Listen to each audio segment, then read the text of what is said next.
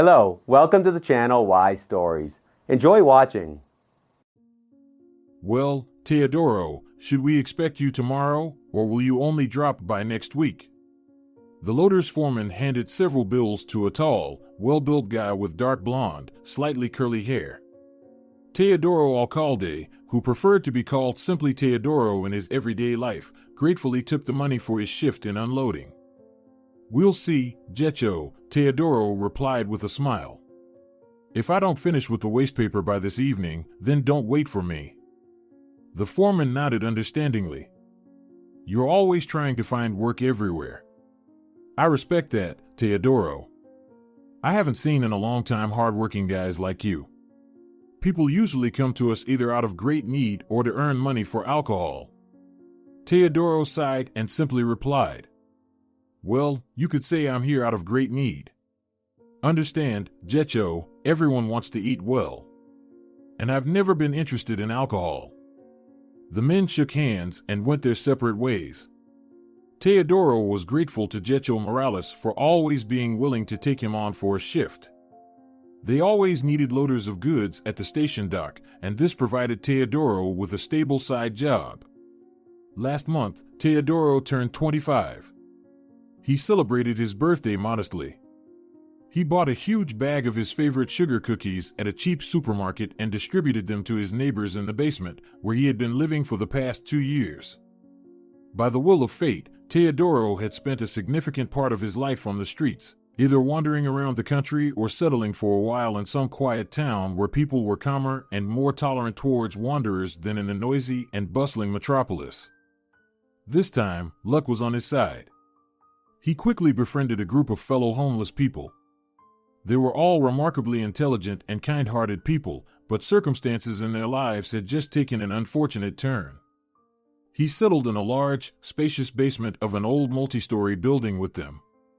There, he managed to create a reasonably comfortable living space for himself. Teodoro was not the kind of homeless person who drank alcohol out of despair or engaged in petty theft in stores and shops. He earned a modest but honest living by collecting bottles and various glassware, engaging in the packing and processing of cardboard at a recycling plant, or working as a loader at the station. It was a standard survival strategy for any homeless person who chose not to get involved in various criminal adventures, and Teodoro found this option quite satisfactory. He saw no reason to join any criminal groups, as the opportunity to earn a certain amount of money carried too many risks that a young man like him didn't need. On his way back from the station, Teodoro habitually stopped by a small, quiet park located in the center of the town. Here, he usually collected bottles left by local residents after their daytime strolls. Opening a large canvas bag, Teodoro systematically inspected the bins and peeked under neatly arranged benches in search of the coveted glass that could bring him a bit more money tomorrow morning. Teodoro was not at all bothered by the few passers-by who were walking in the park at this time. The young man grew up in an orphanage where he was constantly watched. Moreover, many of the locals already knew him well, so they were quite calm about his presence in the park. In reality, Teodoro didn't like to recall his childhood. He was treated extremely poorly in the orphanage, and teachers often lifted their hands against him and other kids simply because they never liked children. The adults themselves called such a parenting method realistic. Although Teodoro suspected that his carers were people who enjoyed tormenting those weaker than themselves. In any case, young Teodoro occasionally ran away from the orphanage to distract himself from constant beatings and reproaches. He would wander the streets, imagining what his life could be like if he had been lucky enough to be born into a normal, loving family. The last straw that made the boy leave the orphanage for good before completing it was a shocking incident that happened to him in his teenage years. Teodoro was 15 years old at the time, and during one of his unauthorized absences, he saved a tiny, very cute, and affectionate puppy from the hands of a horrible man. Some scoundrel had stopped on a bridge and was about to throw the little one, packed in a cardboard box, straight into the river. Only chance helped Teodoro, who was passing by, hear the pitiful whimpering coming from the box. The boy quickly realized that there was someone alive inside. "Hey, mister, what are you doing?" he asked the brute, who was about to toss the box with the puppy as far into the water as possible. "Not your business. Get out of here, kid, while I haven't harmed you," the man replied rudely, turning to Teodoro and baring his half-rotten teeth. But as soon as he did that, Teodoro felt a surge of pain and anger. Before him was not just some random guy, it was the director of their orphanage, Hilario Ray. The boy had long suspected that their director suffered from some mental disorders, but to act like this, openly committing such an atrocious act with the puppy in broad daylight, was beyond comprehension. And Teodoro could not allow such monstrous evil to happen. "Hilario, put the box on the ground, please," Teodoro calmly asked him. "Don't do this, don't destroy the puppy." "Teodoro, what are you doing here?" The director replied with a disgusting grin. "Aren't you supposed to be at the roll call right now?" The man was momentarily distracted to threaten the disobedient ward of the orphanage. "It's nothing, I'll tell everything to Pablo Borrego," Hilario threatened him. "He'll talk to you in such a way that you'll finally understand that running away from the orphanage is not the best idea." After hearing these words, Teodoro felt the still healing bruises twinge under his clothes after his last encounter with the physical education teacher and their disciplinary talk. Pablo liked to use various makeshift means in conversations with the students, and this time Teodoro had the misfortune of being beaten with the janitor's shovel. All the ribs of the young man were covered with abrasions and bruises, making it impossible for him to get out of bed properly for 2 weeks. However, according to the director and the entire teaching staff of the orphanage, such disciplinary actions noticeably increased the level of discipline and tranquility in the orphanage. Of course, many of the kids tried to report the teachers to the police, especially those who had recently entered the orphanage at a relatively conscious age. However, who would listen to children, especially teenagers from the orphanage?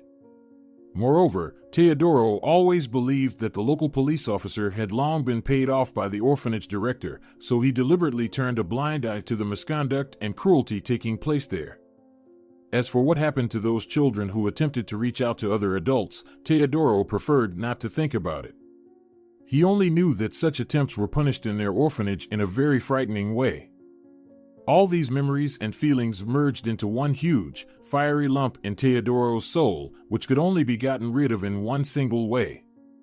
"Put the box on the ground, please," the teenager asked again, but more insistently this time. "And what if I don't?" Hilario sneered, then demonstratively reached out with the box, letting it literally dangle in his fingers over the silvery surface of the river. "You're a fool, Teodoro. No matter how much you're beaten, you can't seem to learn that pity and feelings in life are our main weaknesses and enemies. You've shown mercy to a stray, look at him. And you thought about what would happen to her when she grew up. She'll end up just like you, wandering the streets. At best, she'll die of hunger somewhere under a fence, and at worst, they'll catch her and do things to her that you couldn't even imagine in your worst nightmare." Hilario looked closely at the box with the puppy and said hoarsely, "I'm doing her a favor by showing mercy. It's better that I end her suffering now than if it gets 100 times worse for her later." "You have no right to decide who lives and who dies," Teodoro replied with a steely voice. "And you don't have the right to beat the kids either. So you'd better give me the puppy unless you want things to get worse for you. Are you going to make things worse for me?" Hilario suddenly laughed and shifted the box with the dog to his other hand.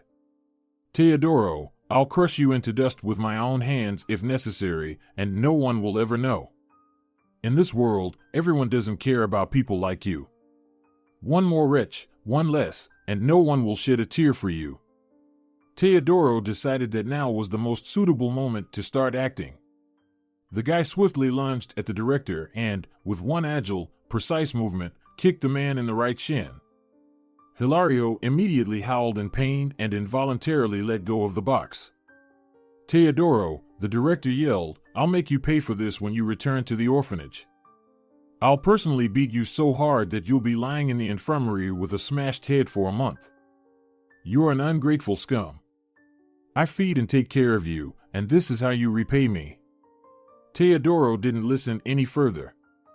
He grabbed the box and ran as fast as he could. The teenager ran through the streets as fast as he could, eventually feeling his lungs gradually fill with liquid fire. There was no turning back. Teodoro knew very well that if he returned to the orphanage, he would simply be beaten. The director was right. No one would know about it, and no one would warn him. After all, he constantly ran away. And the cops, the boy thought to himself, won't investigate anything either. They'll close the case as an accident, and that's it. Reaching a safe place, a distant courtyard in the residential area of the city, Teodoro finally stopped. Gasping for air as if he were a fish thrown onto the shore, the boy breathed out with immense relief and sat down on an old bench, carefully placing the box beside him. Teodoro's fingers trembled as he used his nails to tear the tight tape, giving the poor animal a chance to breathe again. When he tore the tape, the boy opened the box carefully, holding his breath. From inside, black, shiny eyes and a sharp, fox-like muzzle were staring at him with fear. The puppy was a mix of dachshunds and some breeds resembling fashionable corgis, but it was very thin. Seeing Teodoro, the puppy whimpered again and tried to poke its head out. "Come here, little one," Teodoro said, pulling the dog out of the hated box. Examining the puppy closely, the boy noticed that it was a girl. Hugging the poor dog to his chest, Teodoro slowly stroked her, feeling she pressed her wet nose into his jacket while continuing to whimper. "Don't cry, everything will be fine with us now," Teodoro was trying to comfort her. "You are such a good, kind girl, no one will ever hurt you again, I promise." The puppy just sadly looked into the boy's eyes and then snuggled against him again with her muzzle. "I will call you Alma. Are you okay with that?" Teodoro asked the dog. "Alma means soul. I think you're really lucky today." Hearing her new name, Alma happily yelped and quickly wagged her strong tail. It seemed like she liked it. "That's great, Alma. We will now start a completely new life together, and no one will dare touch us, especially those scoundrels from the orphanage. Enough, I've had enough. If I can't stop them, I'll at least finally get out of this hell." Alma seemed to understand Teodoro's tone, and she growled softly. "Yes, my dear, I'm glad you're on my side," the boy responded softly, and he slowly walked along the street with the puppy in his arms. From that moment on, Teodoro and Alma became inseparable. Teodoro took care of his beloved for all these years, ensuring she had food and everything necessary for a dog.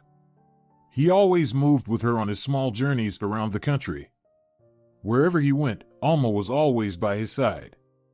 A couple of years after he saved her, Alma grew into a beautiful, short-statured dog that indeed strongly resembled a corgi, but with a completely chocolate color. People on the street would always smile when they saw Teodoro walking his beloved dog. Some even asked for permission to pet her. Teodoro never objected, and Alma rightfully received her share of affection and love from the citizens. Alma passed away a year ago. Teodoro buried her in a strip of wood outside the city and struggled for a long time to recover from such a heartbreaking loss. This dog had become his most loyal and devoted friend. For so many years, she had kept him warm during nights spent on the streets and had endured all the hardships associated with a homeless life. Yet she never ran away and never barked at her owner, considering him her favorite person on earth. Teodoro still missed Alma very much, the joyous barking, her ability to remain calm and kind in any situation. But the guy understood that the only thing he had no control over in this life was time. Teodoro took Alma to veterinarians, but they just shrugged, saying, "Well, nothing can be done, it's old." Nevertheless, Teodoro decided for himself that he would always remember Alma. He believed that she was now in some good place, keeping an eye on her homeless owner from there. After collecting glass bottles in the park, the young man headed back to his basement. There, his dormitory neighbors were awaiting him, and on this evening, they decided to cook some kind of fish soup in a small cast-iron pot. The unbearable aroma of canned fish, probably long past their expiration date, clearly indicated that it was a fish soup. Teodoro involuntarily wrinkled his nose at the bad smell, but managed to put on a friendly smile and wave a greeting to the other homeless people. Oh, Teodoro is back, exclaimed Valerio, once an engineer but now unemployed since the chaos of the 90s. We're making fish soup. It is almost ready, join us, he politely invited him. Thank you, Valerio. Teodoro thanked him and gave a respectful nod towards his concoction. I'm sure the taste of this soup will be absolutely amazing, but I've already eaten it today. Maybe next time, my friend. I understand, I don't want to overeat before bedtime, Valerio winked at him. You youngsters are always careful to keep fit, even when sitting at the bottom. In my opinion, if there's an opportunity to eat, you should take it. Valerio mumbled something good-naturedly to himself, and Teodoro took the opportunity to slip into his room. There, he once again sorted through the collected bottles, then carefully transferred the money earned today, unloading it into a special tin box. The young man planned to visit the local shopping center the next day to buy himself a new pair of sneakers. The ones he had been wearing for the past couple of years were practically falling apart, and Teodoro diligently set aside money from each of his earnings for a new pair he had already picked out in the store's sales section. Having done everything necessary, Teodoro settled comfortably in his improvised bed and instantly fell asleep. The day had been tough, so he could rest assured that insomnia wouldn't trouble him. Usually, after his shift at the station, Teodoro would fall asleep right at the moment his head touched the pillow. This time was no different. His sleep was deep and almost devoid of dreams, and Teodoro always appreciated it. He didn't particularly like dreaming, perhaps because in them he always lived some other, wonderful, and interesting life. While strolling through the shops in the shopping center, Teodoro enjoyed examining expensive gadgets and beautiful items. With a sigh, he looked at the latest model laptop and a trendy graphic tablet. Oh, if only I had such technology, I might have been able to somehow improve my life by now, engaging in design or drawing, Teodoro thought sadly to himself. Since childhood, he has noticed this inclination towards beauty in himself, but couldn't explain it. In some ways, he felt ashamed to admit this to his few friends from the orphanage, but Teodoro was a great artist. He thought his parents must have been true artists or, at the very least, people close to the arts. That's why he never judged his acquaintances in the basement and other homeless individuals. Among them were always those who were forced to accept the difficult circumstances of their lives, but that didn't mean they enjoyed vagabonding and collecting bottles from trash bins. Finally deciding to go and buy new footwear, Teodoro walked through a long, arched corridor leading to the adjacent wing of the complex. On the way, he came across a large playground where children of different ages were having a great time. Watching how joyfully the kids laughed and effortlessly leaped over the sizable inflatable ball, Teodoro couldn't help but smile. Oh, how much he would give to have the opportunity to play when he was a little boy, just like that, without fear, waiting for his beloved, kind parents to come for him and take him to the pizzeria, where he could indulge in delicious ice cream with them. Teodoro wiped away the tears that welled up in his eyes and, at that moment, noticed something strange. In the middle of the playground, there was a tall square ramp adorned with bright lamps that shimmered in various colors, creating a festive atmosphere around it. Teodoro knew that under this ramp, performances by entertainers were usually held. They organized whole shows to entertain the children while their parents were shopping. However, there were no adults nearby now, and the kids were left to their own, even though safety regulations dictated that someone should have always been present to monitor the functioning electrical device. Teodoro didn't like what he saw. Obeying some internal instinct, he approached closer and, at that moment, noticed that the lower part of the ramp was gradually beginning to emit smoke. Next to the structure, a little girl of about 6 or 7 was playing with a large plush bear, seemingly oblivious to what was happening behind her. Meanwhile, the ramp started smoking more and more. Teodoro suddenly caught the acrid scent of burning wires. "Hey, girl," Teodoro called out to the little one, "you should move away from here, it's not safe." The girl looked at him with confusion, shrugged, and continued playing as if nothing was wrong. Teodoro nervously looked around, trying to find the supervisor. However, no one was in sight. Hey, little one," he approached her again, "I'm not kidding, it's really dangerous. Look, there's smoke." and at that moment, the ramp suddenly hissed, as if an angered snake. The bulbs in it began to burst one after another, and the surrounding space was instantly showered with a hot wave of sparks and fire. Realizing that things were getting bad, without thinking twice, Teodoro rushed towards the little girl. Grabbing her, Teodoro only managed to cover her with his body as the entire blazing structure crashed down on them. The girl in his arms began crying loudly, but the young man held her even tighter. Teodoro didn't feel pain. He was as if in a vacuum through which distant cries and women's screams broke. A moment later, he realized that his back began to burn, as if with a red-hot poker. Managing to free himself from the fallen ramp, which still sparked and threatened to ignite again, Teodoro sprinted forward, not looking back, holding the little girl close to him. "Quickly, give her to me," a nearby high-pitched female voice said, and Teodoro handed the child in one breath. "Don't move, I've already called the fire department and an ambulance," the same girl assured him. After that, without warning, she sprayed Teodoro's back with a handheld fire extinguisher. The temperature contrast affected the young man too severely. He went into shock and lost consciousness within a second. The last thing he managed to see was the pale, tear-streaked face of the young girl, the playground attendant. She had a large bow adorned with sparkling rainbow sequins on her head, and black streaks of smudged mascara ran beneath her eyes from crying.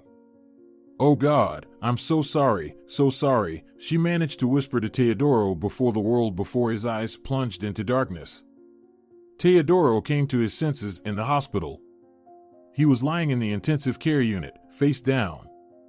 As the doctor later explained to him, they had to perform a serious operation because he had very large and severe burns on his back. "You'll have to recover for a long time, I must say," the doctor warned him. "You're lucky that the nerve endings were not affected, otherwise, it could have been much worse." Fortunately, the girl from the shopping center did everything very correctly, skillfully extinguishing you. "The girl," Teodoro uttered in a weak voice. "There was a little girl. I handed her over to the attendant." "What about her? Was she harmed?" "The little girl is fine, don't worry," the surgeon reassured him. "You acted like a true hero. So now your task is to rest and recover. The girl has already been handed over to her father, so any complaints will be solely directed at the management of the shopping center and its electricians. Apparently, they overlooked some malfunction in the ramp, causing a contact failure inside and resulting in a short circuit." Teodoro could barely look at the doctor. "How did you find out all this?" he asked. "I have a friend, the chief of the fire brigade, who worked at the scene that day," the doctor smiled. "I'm telling you all this so you don't worry. No one will blame you for what happened." "And the attendant?" "She will likely face consequences," Teodoro spoke slowly. "She left the children alone." The surgeon shrugged questioningly. "I don't know about that, I won't lie. But I'm sure no one will praise her." The doctor stood up and added, "All right, Teodoro, I'll tell the nurse to give you another painkiller shot. Have some rest, and then you'll have a dressing waiting for you." Teodoro nodded, after which the surgeon left the room, leaving Teodoro alone with his thoughts. Well, the young man thought, the main thing is that the girl didn't get hurt. "I feel a bit sorry for the duty girl, of course, but it's her own fault. She quit her job in the middle of the day." A sharp, jerking pain between his shoulder blades interrupted his thoughts. The lingering anesthesia was making its presence felt. Yet something inside him told him that the girl didn't want anything like this to happen. For Teodoro, a long period of recovery began. Honestly, he hadn't thought he would have to endure so much pain and unpleasant procedures. However, being toughened within the shelter's walls, Teodoro managed to endure all the treatment and subsequent rehabilitation with dignity.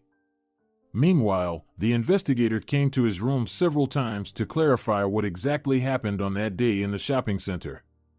The middle-aged police officer questioned Teodoro in detail, after which he signed documents stating that he would be a witness in the negligence case against the electricians. The endless bandages, the itch from healing tissues, the nightly nightmares showing either the blazing shopping center or old caretakers all began to gradually fade away only after a month and a half. By this time, the attending doctor could finally bring good news to the young man. He was on the mend. "Well, just a couple more weeks here, and that's it," the surgeon said with a satisfied smile. "You'll be as good as new, except for a couple of scars on your back. But, sorry, that's the cost of production, so to speak." "Nonsense," Teodoro waved it off. "Doctor, you have no idea how much I want to get out of here. Don't get me wrong, I'm immensely grateful to you for everything, but—" "Oh, don't worry," the doctor calmly replied, "I understand. It is a hospital, no matter how well they feed you here. The main thing is that this time, when you ended up here, is the last. You're still very young, and I can see that life hasn't been kind to you. Pardon my saying. Where will you go after discharge?" Teodoro looked at the surgeon with a kind smile. It pleased him that this person turned out to be so compassionate and understanding, genuinely caring about him. "I have a place," Teodoro replied. "If my friends haven't given it to anyone else, I'll go back there. If it's already taken, well, I'll just have to find another place to spend the night." In response, the doctor shook his head sadly. "It's unfair that such a good guy like you has to sleep on the streets. Here," the surgeon pulled a business card from his lab coat pocket. "Try reaching out to this place if things get really bad. It's a new charity center they opened just 2 months ago. They help homeless people, feed them, provide a place to stay, and even offer opportunities for showering if there are available spots. They might also help you find a job. Occasionally, they have vacancies from social services and small private firms they collaborate with, looking for laborers. Take it, please, just in case you need it." Teodoro gratefully accepted the business card and shook the surgeon's hand. The young man was amazed that there were still people in the world who cared about others' misfortunes. 2 weeks after his discharge, Teodoro returned to his familiar basement. Fortunately, almost nothing had changed during his absence, and his trio of old vagabond acquaintances still lived there, watching over his belongings. "Teodoro, we thought we had lost you for good. Where have you been for so long?" Sergio, a 65-year-old man and former accountant who lost everything due to unscrupulous real estate agents, asked him. "I had a bit of trouble," Teodoro replied. Then he told his neighbors everything that had happened to him. In conclusion, he added emotionally, "Thank you for keeping my place and not throwing away any of my things. Come on, Teodoro. How could we do it? You're practically like family to us. We figured something had happened to you, but you don't have a phone, so we didn't know where to go or who to ask about you," Valerio exclaimed, embracing him. That was true. Teodoro didn't have a mobile phone simply because he didn't need one. However, after what had happened, he considered getting the simplest phone. "Yeah, it turned out unpleasant, I agree," Teodoro said apologetically. "But Valerio, I promise I'll solve this issue as soon as I can. We really need to stay in touch with each other, just in case." Valerio and Sergio nodded in agreement, and after that, the three of them decided to have coffee, which by that time had been brewed by their fourth acquaintance, Fernando. This homeless man was always silent, expressing his opinion only on special occasions. No one knew much about him except that he enjoyed fishing and had supposedly served in the police at some point. The latter, however, was always discussed in whispers and more as a rumor. No matter how much Teodoro tried to find out from them where they got this information, they couldn't explain it to him. "Hello, Teodoro," Fernando greeted him reservedly. "Glad to see you're okay." Teodoro nodded in response and settled more comfortably on an old straw mattress. As soon as the young man performed this simple action, he had a dull, throbbing pain in his back. Teodoro clenched his teeth, trying not to show his condition to the others, but his suddenly pale face gave him away. "Teodoro, are you okay?" Valerio asked anxiously and immediately brought a cup of coffee to his lips. "Here, drink, dear, it should help." Teodoro thanked his neighbor and took a sip of the hot beverage. To his surprise, it turned out to be really good coffee, with currant and raspberry leaves floating in it. I dried those leaves since last year, Fernando answered his unspoken question. Nature is better than any chemistry, whatever they say. That's for sure, Teodoro replied. The hospital warned me that my back would hurt for some time until the skin completely healed, but not like this. The young vagabond sighed heavily and shook his head. He had hoped that the healing process was about to end and that he wouldn't have to take those painkillers that had made his head spin so much. However, things turned out to be not so simple. I think I'll lie down in my place instead if you don't mind, Teodoro said, apologizing to his friends when he stood up. We'll catch up, okay? Friends, just next time. All right? The men nodded in unison, and Teodoro slowly headed to his compartment, where, after swallowing 2 tablets of the hated medicine with a gulp of water, he helplessly collapsed onto the hard mattress. That night, Teodoro couldn't sleep properly. Shadows kept playing tricks on him in the darkness, and cold sweat broke out on his forehead and neck. After tossing and turning for several hours, Teodoro finally gave up on trying to sleep. Instead, he sat on his bed as quietly as possible, took out the business card the surgeon had given him from his jacket, and thought, all right, I'll go there first thing tomorrow. Maybe they can help me. The next morning, Teodoro went straight to the charity center.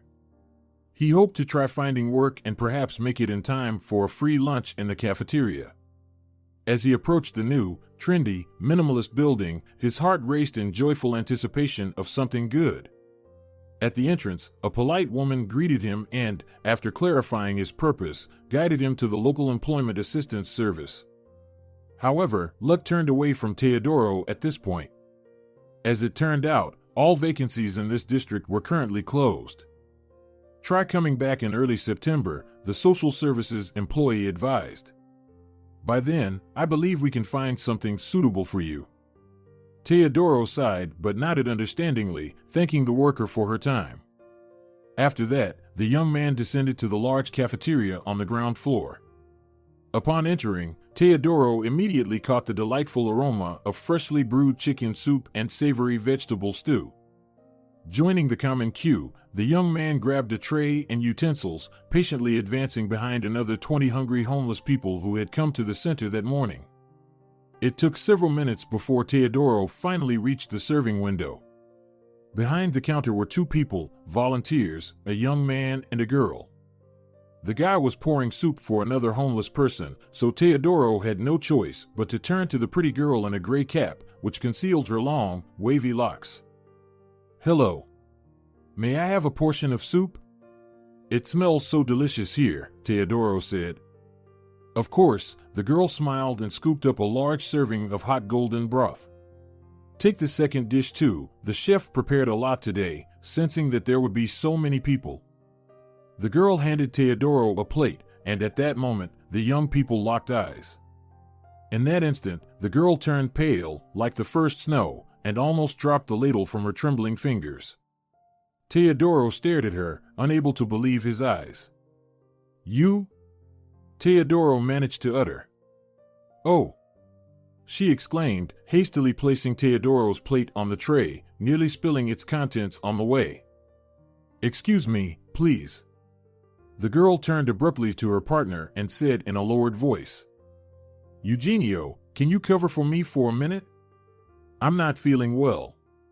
With these words, she quickly removed her apron and, despite the discontented murmurs of other cafeteria visitors, slipped away from behind the counter. Wait, you misunderstood me, Teodoro called after her. However, the girl either didn't hear him or pretended not to. She continued to squeeze between glass food display cases before she completely disappeared into the kitchen. Young man, don't hold up the line, came a nasal voice behind Teodoro. Apologizing, he left the cafeteria and rushed outside after the server. No, Teodoro was sure he didn't imagine it. She was definitely the same attendant who left the children to fate on that fateful day in the shopping center. Teodoro immediately recognized those huge gray eyes, today devoid of any makeup. Moreover, in those eyes, he managed to read sincere feelings of guilt and fear. Circling around the charity center building, Teodoro saw her again. The girl was sitting on a small bench next to the black entrance, crying bitterly. What happened? Teodoro asked as he approached her.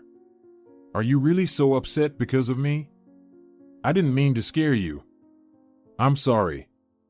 The poor girl slowly removed her hand from her tear-streaked face and looked at Teodoro with indescribable bitterness. Oh, I'm so guilty before you. Forgive me if you can. I just thought you wanted to take revenge on me personally. My God, why? Teodoro asked with a slight smile. Well, you know, the girl sobbed, you suffered so much because of me. I thought you would end up disabled. I came to visit you in the hospital, but the doctor wouldn't let me in and said it was only for relatives. Wait, the guy didn't understand. Did I get it right? You came to the hospital to check on me? Teodoro was somewhat astonished. He never expected this young, fragile-looking girl in her early 20s to inquire about his condition after what happened in the shopping center. Don't think about it. I've already paid my dues, the girl justified herself. I was fired immediately that day, not even paid for the shift, and they slapped a huge fine on me, saying I was to blame for the cursed ramp catching fire. But I didn't do it on purpose. I was just going out to wash my hands. We were doing art with the kids, and I needed to rinse off the paint. I only went out for 5 minutes. Who knew it would turn into such a horror? The girl lowered her head onto her hands again and burst into bitter tears. Understand, I don't have any more money to help you, she said through her tears. I still have to pay them all with my salary. Teodoro felt incredibly sorry for this unfortunate girl, who seemed to be another hostage of the unfortunate incident, just like him. Sitting down next to her on the bench, Teodoro reached out his hand to her and kindly said, My name is Teodoro. And yours? The girl slowly raised a bewildered gaze at him, then cautiously shook his broad hand. I'm Marta Vincente. Nice to meet you, Teodoro replied with a smile. Marta, please don't worry so much. I'm not angry with you for that fire. Fortunately, we managed to save that little girl, and thank God, none of the other kids were harmed. Really? Marta asked, hopefully with reddened eyes. So, you don't want to demand huge compensation from me or curse me for generations? Teodoro chuckled softly and shook his head. No, that was definitely not in my plans. Of course, I was very angry with you at first. I thought you just forgot about the kids and trusted to you. But now I see you're telling the truth. It turns out what happened was just an ordinary accident. Marta weakly smiled at him through tears. Thank you for believing me. It's just a pity that the management of the shopping center and the playground don't see it that way.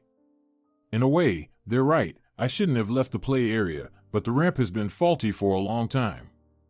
Apparently, it couldn't handle another power surge, and, as usual, they blamed the least powerful employee, which is me. The girl sighed sadly and wiped her face with the sleeve of her work shirt.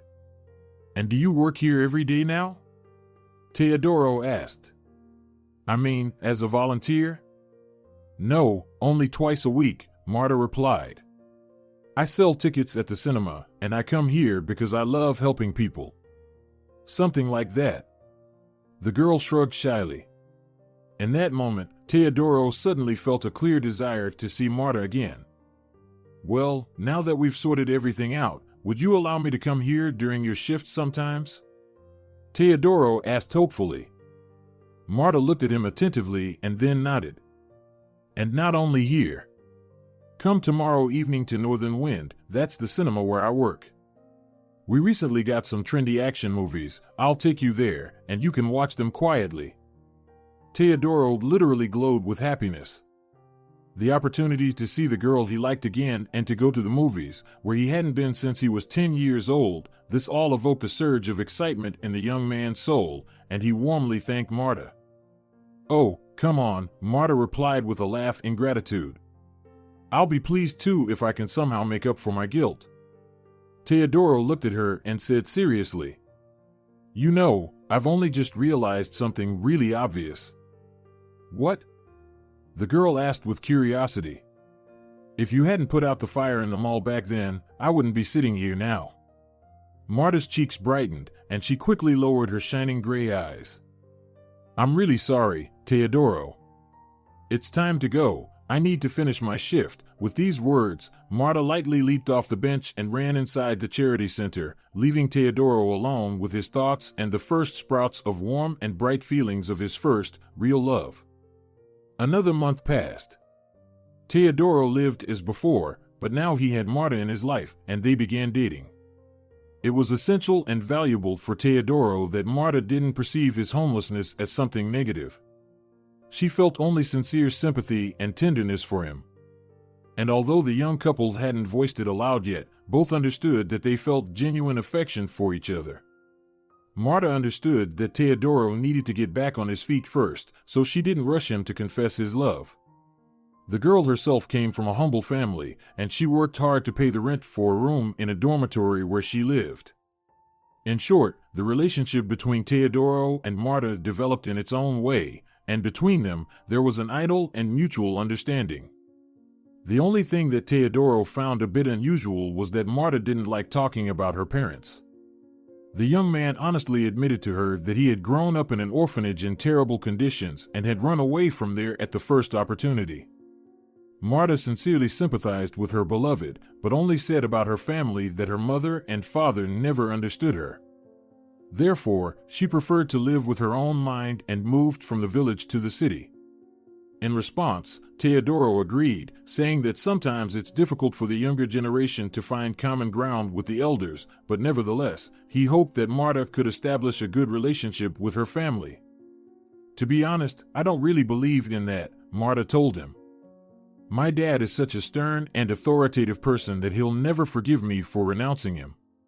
He's very conservative, and the very thought of living differently than he dictates makes him sick. Teodoro then hugged the girl as tightly as he could and promised her, "You'll see, Marta. Everything will be fine for us. I'm ready to move mountains for you. I was promised a job at your volunteer center in the fall. I hope that will help me truly climb out of the social hole." "I believe you, Teodoro," Marta said softly, burying her nose in his jacket. "I believe and will support you in everything. I promise." Having given each other such peculiar vows, the young couple went to the nearest park, where they enjoyed the fading autumn sun for a long time before it got so cold that they had to head home. One day, while Teodoro was working on another shipment unloading at the station, Fernando unexpectedly came to him. Teodoro was quite surprised because the usually silent homeless man never showed interest in his work, let alone came to see him. "Hey, Fernando," Teodoro greeted him. "Is everything okay? Nothing happened at home?" "No," Fernando shook his head. "But I didn't come empty-handed. Take this." With these words, the wanderer pulled a small, folded sheet of paper from his pocket and handed it to Teodoro. "What's this?" Teodoro asked, surprised. "You should open it and read it to find out," Fernando grumbled slightly. "I don't have the bad habit of reading other people's letters." Teodoro looked puzzled at the man, but he still unfolded the note. It contained only a few sentences. "Dear Mr. Teodoro Alcalde, I invite you to visit the Blue Tower Business Center to receive a rightful reward for saving my daughter. I know it seems like a very belated offer, but I managed to find you only now. I hope you won't refuse to meet with me. Antonio Blanco, CEO of the White Sales Company." "Where did you get this note? Who gave it to you?" Teodoro asked Fernando. However, the man shook his head negatively. "I don't know who wrote it," he replied. "Some guy in all black approached me on the street, handed me this note, and asked me to pass it on to you. He even added a little extra money for speed." Fernando grinned cunningly and pointed to the piece of paper that Teodoro was holding in his hands, which he was clutching somewhat nervously. "Looks like serious people are interested in you if they're sending messengers. If I were you, I'd go there today. Maybe they'll really offer you something worthwhile." In response to this, Teodoro just shrugged. He suspected that the note was delivered by someone from the businessman whose daughter he had saved from the fire on the playground some time ago. However, he didn't need any reward. Any decent person would have done the same in his place. Nevertheless, a strange feeling arose in his heart that it might be worth going to this business center. It was akin to a premonition, which Teodoro had lately preferred not to ignore. After finishing work, the young man headed to the Blue Tower. The huge business skyscraper was located in the central and most prestigious part of the city, where luxurious goods filled the windows of expensive shops at every step, and people around were dressed exclusively in business suits. For a moment, Teodoro felt like he had entered a completely different world. His humble home was on the outskirts of the city, and he tried to avoid the central part as much as possible. He feared encounters with the police, and mingling among the rich public was not his style.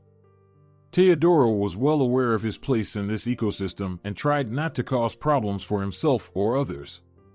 However, deep down, Teodoro dreamed of getting even an inch closer to the level at which these well-dressed people lived, dining in fancy restaurants and driving equally fancy cars, simply because they had the opportunity. "Good day," he greeted the receptionist upon entering the business center building. "I'm here to see Antonio Blanco. I have an appointment for today." The girl, with perfectly straightened hair and the figure of a ballerina, skeptically surveyed Teodoro from head to toe, after which her thin eyebrows sharply raised. "Your last name, please," she said, ready to check her work tablet. "Teodoro Alcalde," Teodoro replied mechanically, thinking at the same time that everything that was happening was probably some mistake, and he would be kicked out of here any moment now. However, a minute later, the girl politely smiled at him. "All right, Antonio is already waiting for you. Go to the 24th floor, the guard will escort you to the right office." Teodoro thanked the secretary briefly and entered the doors of the dazzling and completely transparent glass elevator.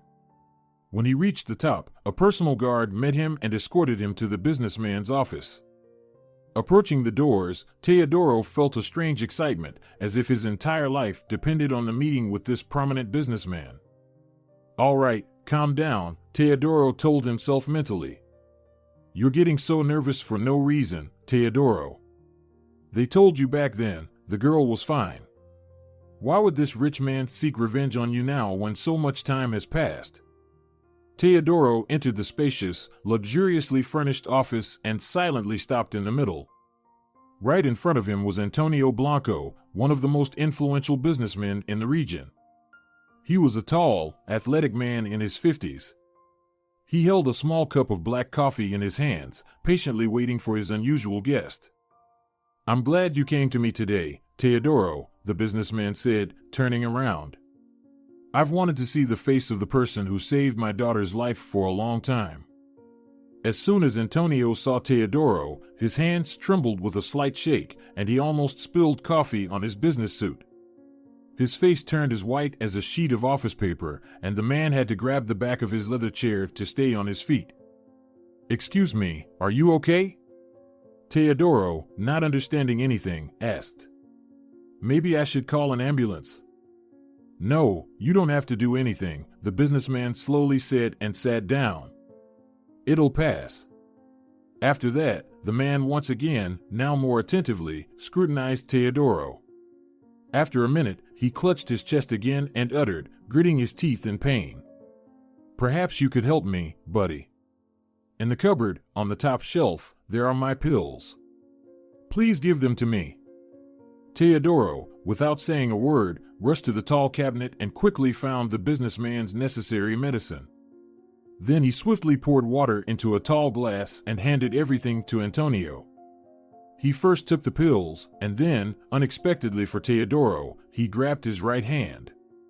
"This can't be," he said, shaking his head and beginning to examine a small round mole right under Teodoro's thumb on his palm. "Maybe I should call the medics after all," Teodoro asked anxiously. "It seems like you're really unwell right now." Antonio raised his pale face to him and then quietly ordered, "Sit down, please." A moment later, he added, "I need to talk to you seriously." Judging by the businessman's stern tone, Teodoro expected the conversation to be far from pleasant. However, when Teodoro cautiously settled into the chair across, Antonio rose from his seat and securely locked the office door from the inside. "Tell me about yourself," the businessman began his career statement. "Who are you? Where did you grow up? Who are your parents? Why does it matter to you?" Teodoro asked a reasonable question, but Antonio only ambiguously raised his own eyebrows. "You see, I need to figure out one thing, but I won't be able to do it until I see the full picture of certain events. So please start." Encouragingly, the man patted Teodoro on the shoulder and then sat back in his executive chair, folded his hands, and prepared to listen attentively. Sighing, Teodoro told him everything about himself, about the orphanage, about Alma, and about how he now lived in the basement with other homeless people. Finishing his story, Teodoro regretted 100 times that he even thought of coming here. It was clear that something was wrong with this businessman's head. After hearing the boy, Antonio whispered in amazement, "Truly, your ways are inscrutable, Lord." After that, Antonio slowly turned his right palm so that Teodoro could see. Under the thumb of the businessman's right hand, there was exactly the same mole as Teodoro had. "Well, what a coincidence," Teodoro said embarrassedly, looking at the mole. The guy really didn't understand what this strange rich man wanted from him. "No, son, it's far from a coincidence," Antonio said, shaking his head. "I'll show you something now. Just promise me you won't try to run away from here or throw something out of line. Okay?" Teodoro felt uneasy. Only God knew what Antonio had in mind, but he couldn't just take off like that. "Fine," Teodoro nodded, "but you promise to let me go if I don't like what you're about to show." Instead of an answer, Antonio gave him a slightly perplexed look. Then he opened his laptop and mumbled to himself, "I recently decided to digitize the family photo archive, so it should be somewhere here. Wait a moment." The man was tense, searching for something on his computer, and then exclaimed loudly, "There they are, take a look, Teodoro." Antonio turned the laptop screen towards the young man, and he, looking at the several photographs that appeared there, was literally stunned with amazement. The thing was that his own spitting image looked back at him from old color photos, evidently taken in the late 80s or early 90s. A young man, strikingly similar to Teodoro, smiled pleasantly at the camera. Only the clothes were slightly different from Teodoro's, and the hairstyle made him distinct from the homeless guy. "Who is this?" Teodoro asked, stuttering. "He looks like me." Antonio only smiled condescendingly in response. "That's me, Teodoro. Do I not look alike?" The man gestured to himself, giving the young man time to compare. Only now did Teodoro notice that the businessman and the young man in the photos indeed had identical features, the same slightly curly brown hair and the same light green eyes. At the same time, it was also his and Teodoro's appearance. "How is that possible?" Teodoro asked in a hoarse voice. Antonio sighed heavily, and the smile on his face instantly faded.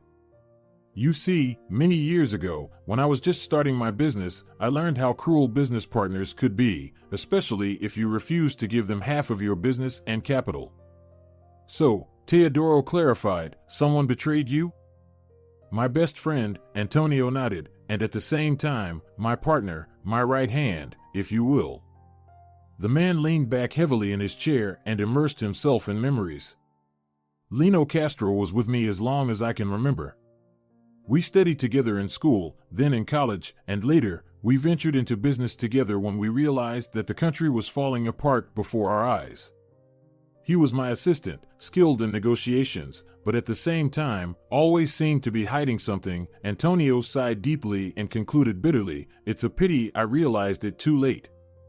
When he came with his guys and offered to hand over half of my business to him, I was literally stunned. I even lost my voice. The thought that my best friend would want to strip me clean was so unacceptable to me."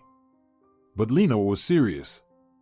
While Antonio was narrating his story, his hands slowly clenched into fists, guided by the pain of a past he could no longer change. "He took me to the woods and beat me to such an extent that, mentally, I had already bid farewell to my wife and son. I survived only by a miracle. Some mushroom picker stumbled upon me in the morning and, frightened, called an ambulance. Teodoro listened in astonishment to the man's story. He never expected to learn such things about him. However, one question tormented the young man. What connection did he himself have to Antonio's story? Teodoro soon got an answer to that as well. As I later found out, Lino wanted to do more than just destroy me. He wanted to take away the most precious thing from me, something for which I would unquestionably give not only all my money but also my life. Antonio stared intently at Teodoro and slowly said, "He succeeded, Teodoro. He took away my only son, demanding an enormous ransom and all my shares." Teodoro audibly sighed, sensing the tragic outcome of the story. "What did you do?" he cautiously asked. "The same thing any desperate person would do in my place. I turned to the police." "Oh, what a fatal mistake that was."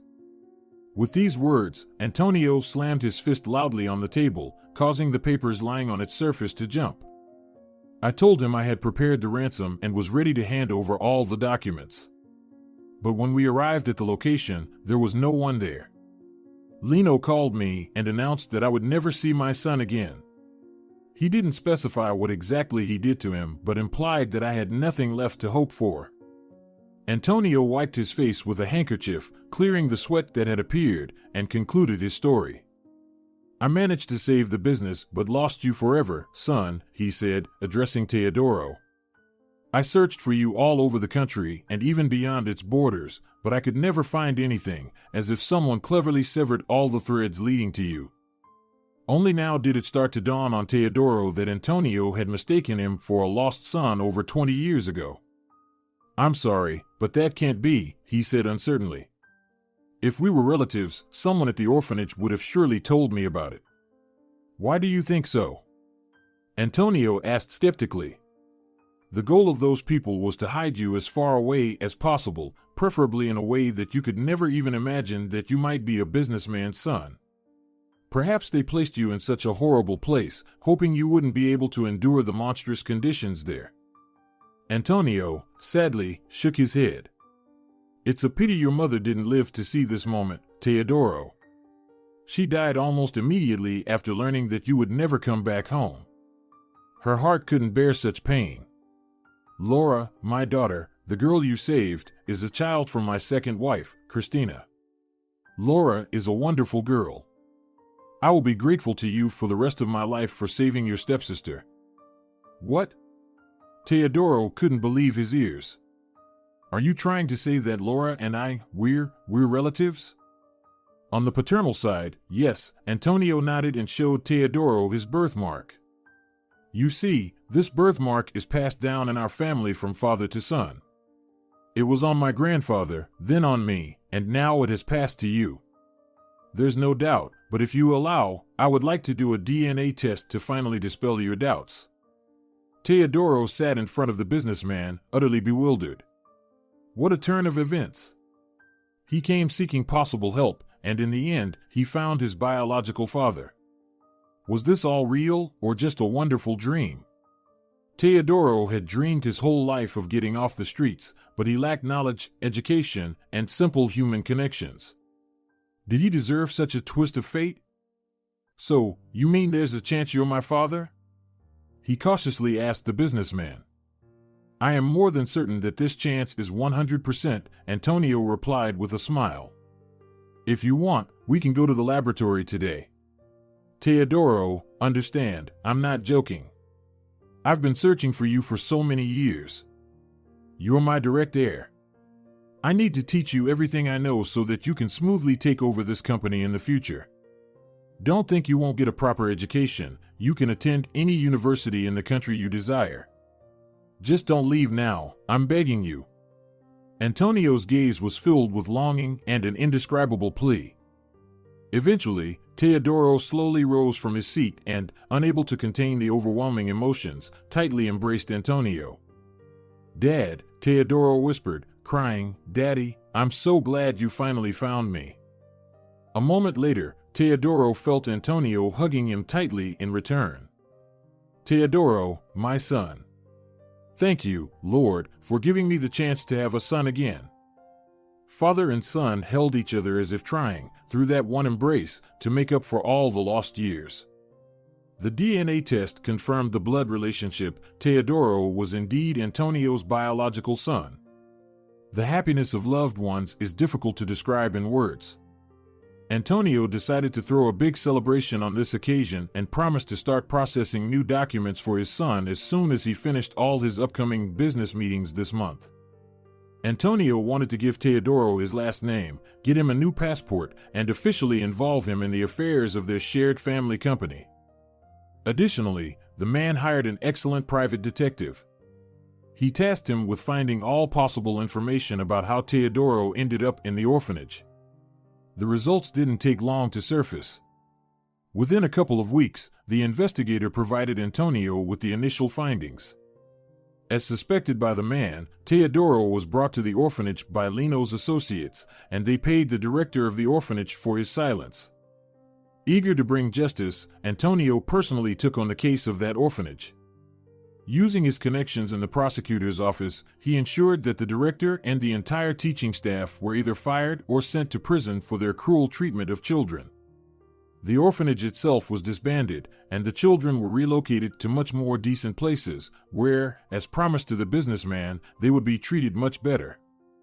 In the meantime, Teodoro finally began to feel like a normal person. He left the basement, generously gifting his former neighbors with money, so they would long remember Teodoro as their greatest benefactor and friend. Teodoro soon embarked on his first phase of education. Antonio started taking him to the company almost every day, allowing the young man to gradually get used to what awaited him, transforming from a modest boy into a confident and knowledgeable businessman. Teodoro was delighted to become part of Antonio's family, especially since his stepmother Cristina accepted her husband's long-lost son quite calmly. Little Laura, upon learning that she had an older brother who had saved her, practically idolized Teodoro.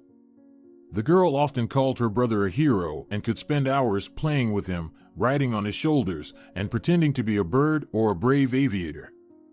The only person who seemed upset upon learning about the changes in Teodoro's life was, surprisingly, Marta. Finding out that the father of her boyfriend was a well-known businessman in the city and the region, the girl not only did not rejoice but, on the contrary, became somewhat sad and distant. "Marta, explain to me what happened," Teodoro asked her, puzzled. "Between us, nothing has changed, right? Or are you worried that I might leave you now that I'm no longer a vagabond or poor? Believe me, I will love you always, and I couldn't care less about your social status." Marta affectionately kissed her beloved, but her eyes remained just as sad. "No, Teodoro, it's not about you at all," she was trying to explain, and each time she fell silent at this point. "And what is it then?" Teodoro persistently asked. "Tell me, what is the problem? Don't you love me anymore? Don't want to be with me? But why? Haven't I earned the right to know?" Marta only burst into tears, unable to contain her emotions. "Believe me, I would love to tell you everything," the girl sobbed, "but I can't. I can't." A strange tension settled between the young people after that conversation. Since then, they have seen each other less and less, and Teodoro realized that if he didn't take decisive action, he risked losing his beloved Marta forever. Convinced of the correctness of his actions, Teodoro bought the most beautiful diamond ring at a jewelry store for his future fiancée. He wanted to make the proposal exceptionally romantic, but to do that, he first needed to invite the girl on a date. However much Teodoro called that evening, Marta's phone remained unavailable all the time. He was worried. Did something happen to his beloved? Unexpectedly, Teodoro received a horrifying message on his phone. Inside was a photo of Marta, tied to a chair with a tear-streaked face. He pointed a gun at her head, and the caption beneath the photo read, "Come alone to the industrial zone. If you say a word to the cops or your old man, your babe won't live." The message included an address where Teodoro was supposed to go. He was ready to explode right there, but he understood that in this situation, he couldn't manage without his father's advice. Realizing the significant risk, Teodoro went to Antonio's office and told him everything. "Show me the photo," Antonio asked, and his son obediently opened the file on his phone. "How long have you been seeing this girl?" Antonio asked, astonished. "About 6 months. We met when I was still a simple homeless guy," Teodoro replied, looking bewildered at his father. "Did Marta tell you anything about her parents? Did she mention what they do?" Antonio asked cautiously. "No," Teodoro shook his head, "just that she ran away from home because she didn't want to submit to her father's will." Hearing the last words, Antonio began pacing the room with large strides. He couldn't believe that his son fell for such a simple trick. "Dad, just explain what's going on," Teodoro pleaded. "How are we going to save Marta?" Antonio stopped in front of his son and whispered, "I suspect that Lino is behind the kidnapping of your fiancée." "What?" Teodoro could barely utter. "Why do you think so?" "Now is not the time, I'll explain everything later. For now, we'll do the following." An hour later, Teodoro and his father were speeding along a country road, getting closer to an abandoned industrial zone filled with old, deserted warehouses and garages. As they reached the designated point, they received a call. A voice altered by a special program rudely informed them that Teodoro would be met shortly. However, as Teodoro stepped out of the SUV with his father, he never expected to be surrounded by a whole squad. "Couldn't manage without your daddy?" Lino sneered at Teodoro when he and Antonio were led inside the vast warehouse. "Bravo, bravo." The tall, bald man with massive shoulders and torso, resembling more a boxer from the top league, clapped his hands softly. "Where's my fiancée, you bastard?" Teodoro asked darkly. "What did you do to Marta?" Lino pretended not to understand him. "With Marta? Which Marta are you talking about?" He said mockingly. "You mean this girl?" In the next moment, one of Lino's guards rolled out an old office chair from a closed booth. Tightly taped and tied to the chair was a crying and whimpering Marta. "Lino, don't play games. Let the girl go," Antonio calmly tried to say. "She's innocent. Moreover..." "What? You still haven't told your idiot son anything?" Lino smirked and then turned to Teodoro. "And you, my boy, did quite a number on my daughter. She disregarded all the rules of our family. All my rules." As Lino said the last words, he snarled like a wolf, ready to attack. "What are you talking about?" Teodoro asked him again. His heart was literally breaking into pieces at the sight of the tortured Marta, torn between hatred for Lino and pity for his fiancée. "That poor girl is not Marta Vincente at all. It seems she introduced herself to you that way, right?" Lino sneered at him and then triumphantly continued, "This is my daughter, Nora Castro. My daughter, understand? And she was going to marry the son of my longtime enemy, you. What do you think? Could I allow such a mismatch, especially when Nora already had a perfect groom in mind, the son of the influential Roberto Santos? Marta, is he telling the truth?" Teodoro couldn't believe his ears. "Or is your real name Nora? Did you deliberately concoct this entire story with Laura to get close to my father through me? Were you lying to me all this time?" "No, it's not true," Lino interrupted him and slapped his tearful daughter across the face. "She knew nothing, of course.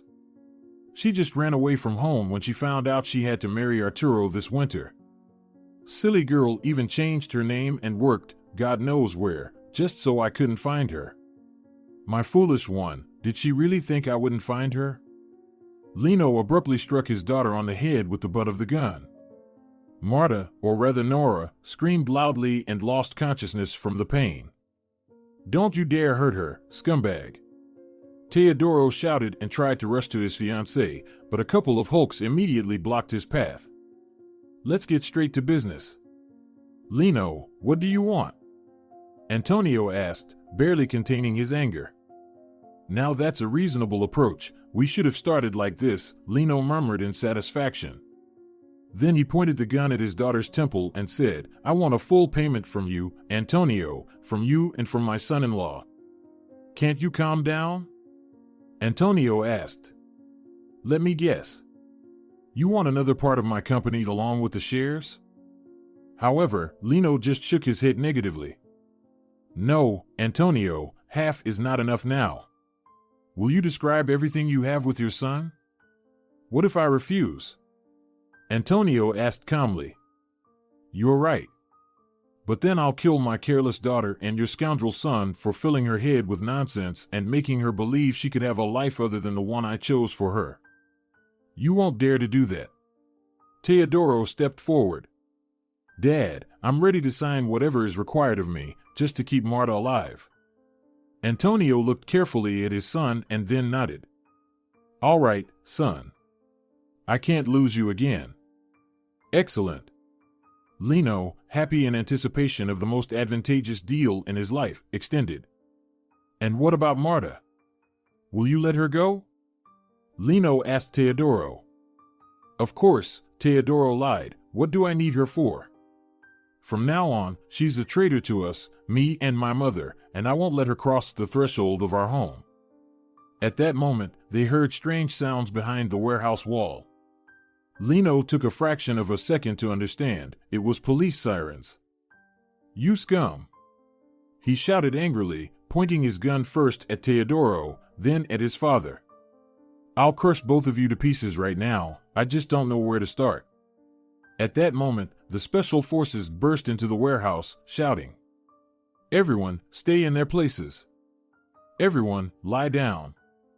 A few minutes later, all the criminals were arrested, and Teodoro looked sadly at the girl. Medics were examining Marta. They were about to take her to the hospital. "Marta. Nora. I don't care anymore," Teodoro said, taking her hand. "I'll love you no matter what." "Teodoro, my love, I truly didn't think my father would find me," the girl weakly replied. "When I realized you could be harmed, I was so scared that I was ready to part with you just to keep you out of danger. If something happened to you, Teodoro, I wouldn't have survived it." Teodoro wanted to say something more to his beloved, but at that moment, the doctors asked him to leave Marta. They were planning to urgently take her to the hospital. "Don't worry, son, the doctors will take care of her," his father comforted him. "At first, I also thought that Marta, or rather Nora, knew everything. But then I realized that she didn't need to know. She's not like her mother and father, and capable of betraying her beloved." "I know, Dad," Teodoro replied wearily. "As long as she's okay, I don't care who her parents are. I'll marry her anyway. I love her, Dad." Antonio just smiled at his son and patted him on the shoulder. 2 weeks later, when Marta was discharged, she tearfully accepted Teodoro's proposal. The wedding took place by the seaside, and it was the most beautiful celebration among all the events attended by Antonio's guests at that time. Teodoro received an excellent education and became a successful businessman, eventually taking over the reins of his father's company. Throughout Teodoro's journey in life, his wife accompanied him unwaveringly. Marta completely disowned her father, who was sentenced to life in prison. By changing her name and surname, she definitively buried her past. Now Marta was raising 3 children born in a happy marriage with Teodoro, and Teodoro, every day, thanked God for giving him the opportunity to find his true family and the chance to embrace the closest and dearest people to whom the word betrayal was never known and never would be. If you're enjoying it as well, leave a like and subscribe.